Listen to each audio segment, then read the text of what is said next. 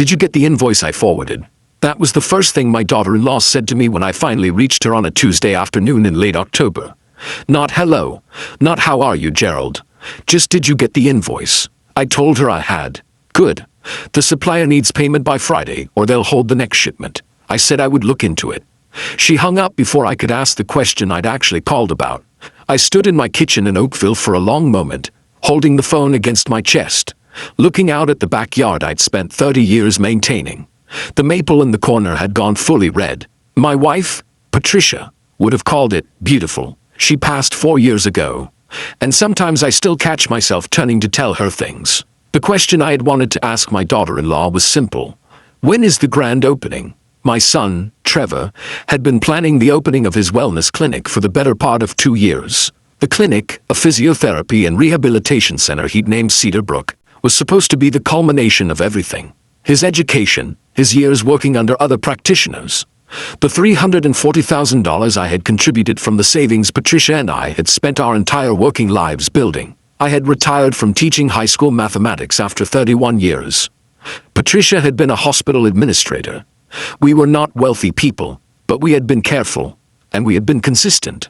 And when Trevor came to me in the spring of 2 years ago with a business plan and a dream, I had believed in him the way only a father can believe in a son. I did not ask for a seat on his board. I did not demand my name on the door. I asked only that he keep me informed, that I be treated not as an investor, but as his father. For the first several months, he did.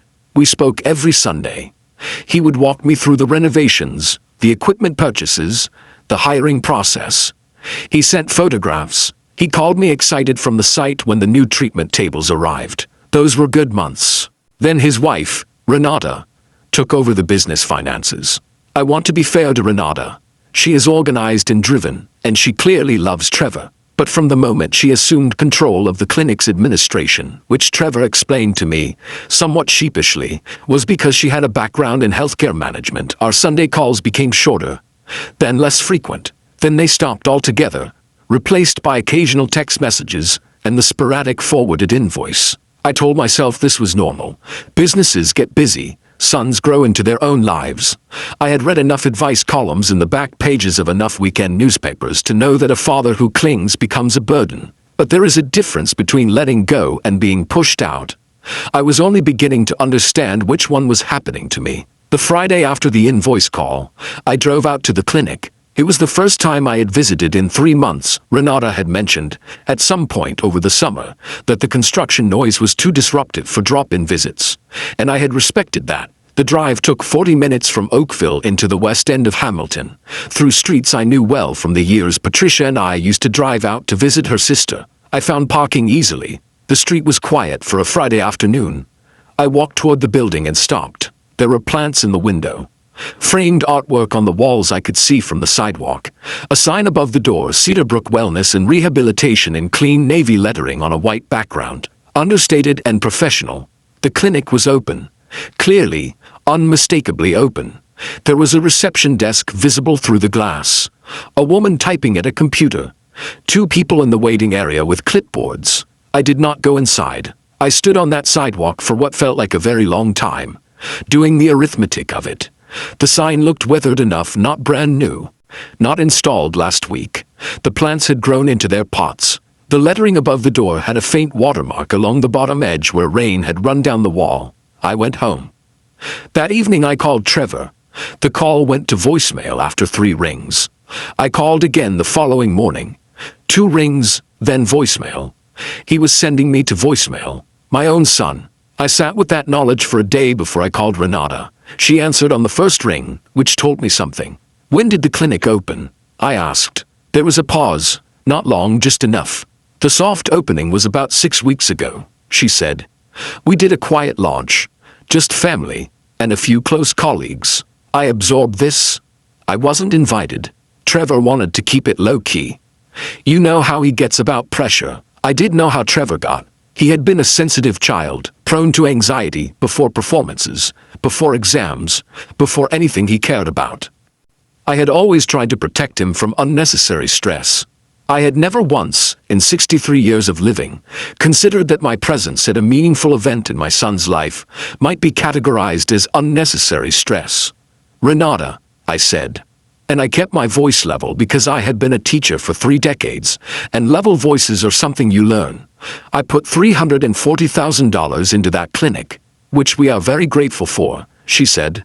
"Trevor will call you this week." He did not call that week. I am not a man who acts impulsively. Patricia used to tease me about it, said I could deliberate a dinner order into a full philosophical inquiry. But deliberation is not the same as passivity.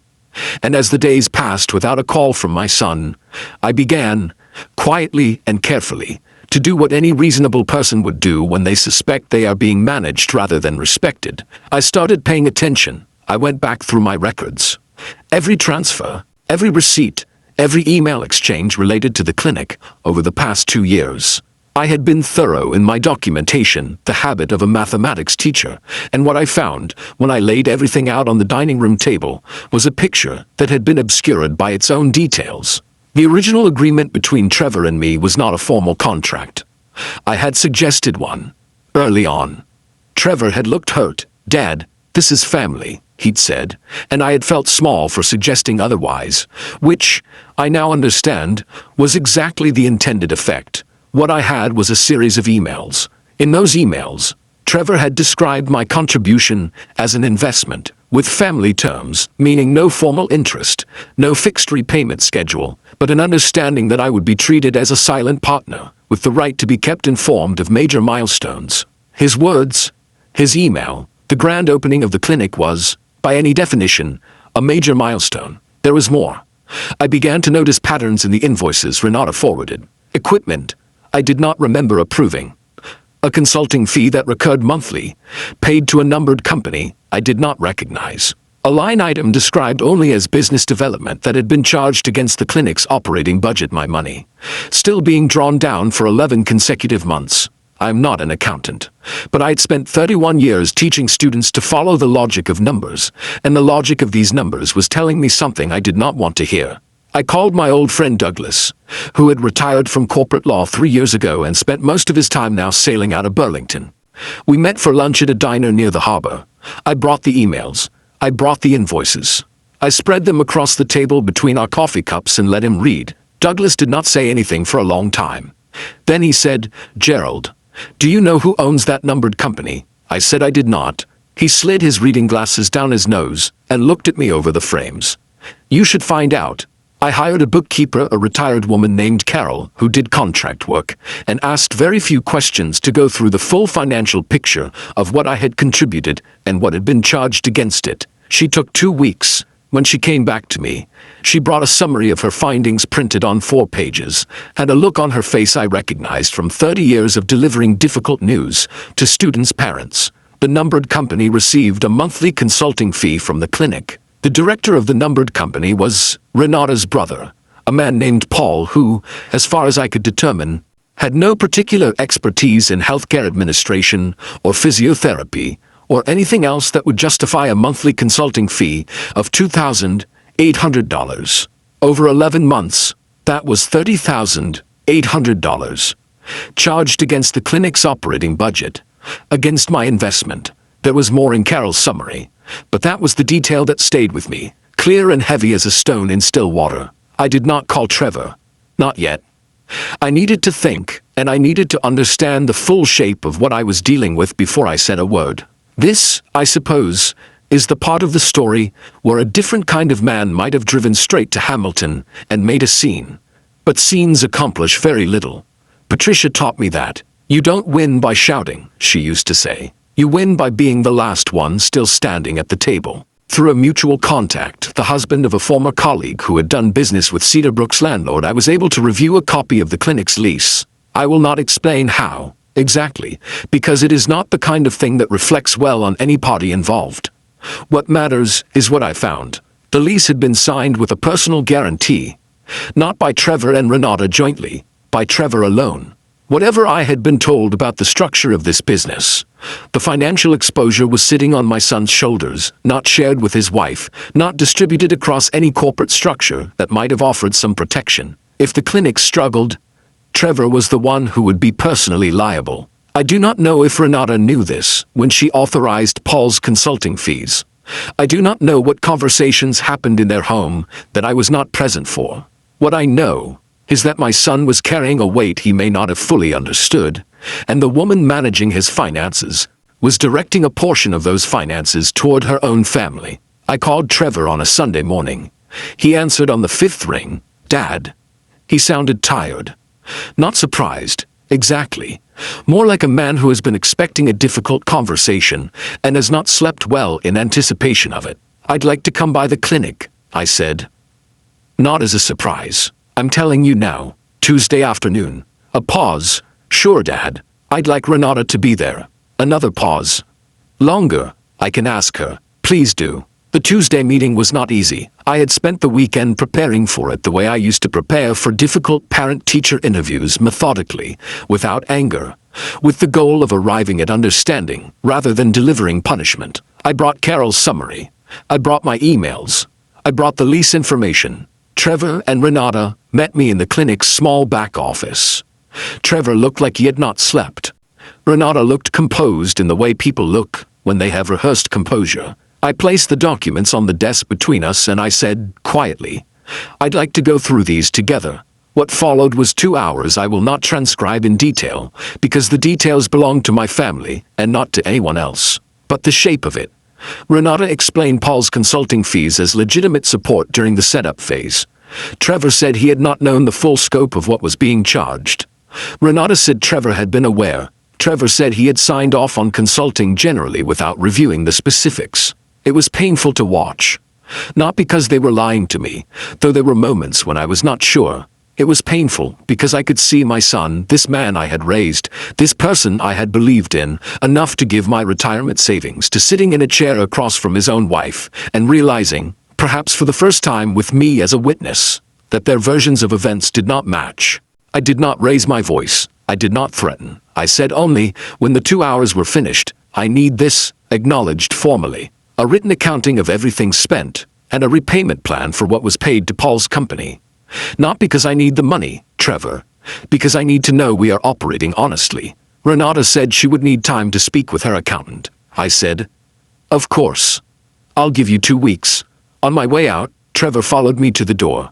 Renata stayed in the office. He stood on the step with his hands in his pockets, looking at the parking lot. "I'm sorry, Dad," he said. "I know you are. I didn't know she was paying Paul that much." I looked at my son for a long moment. I believed him. I believed that he had signed his name to things without reading them, trusted his wife to manage details he didn't want to manage, and built a beautiful clinic on a foundation he had not fully inspected. I had watched him do a version of this his whole life. Trevor had always been the visionary, the one with the dream, the one who needed other people to execute it. It was a strength, and it was a vulnerability, and in this case, someone had taken advantage of it. "That's something you're going to have to fix," I said. "Not for me, for yourself." I drove back to Oakville in the late afternoon light. The 403 was moving slowly and I was in no hurry. I put on the CBC, an old habit from Patricia's days of insisting on the radio in the car, and I let the drive take as long as it needed to. The 2 weeks passed. On a Thursday, I received a document from Renata's accountant. It was a full accounting of all clinic expenditures to date, including Paul's consulting fees, totaling $34,200 in payments I had not explicitly approved. Attached was a repayment proposal, monthly installments over 18 months, drawn from the clinic's projected revenue. I reviewed it with Douglas over the phone. He said it was fair. I said I would accept it on one condition, that going forward, any expenditure over $5,000 required my written acknowledgement. Renata agreed. She did not sound pleased, but she agreed.